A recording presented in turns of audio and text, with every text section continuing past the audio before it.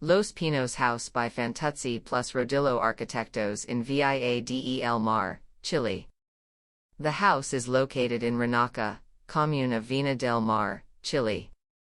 Located on a 500 square meters plot of land with a longitudinal slope of less than 20% towards the axis. 16 ribs composed of 2 pillars and 1 stringer made of laminated beams every 105 centimeters, create an interior volume of 97 square meters.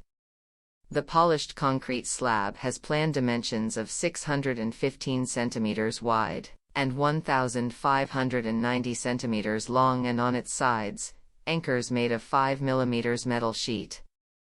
They receive the pillars so that the wood is not in direct contact with the ground.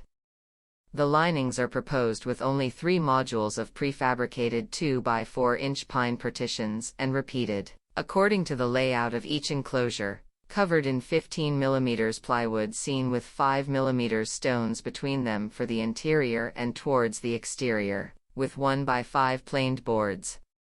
Waterproofed.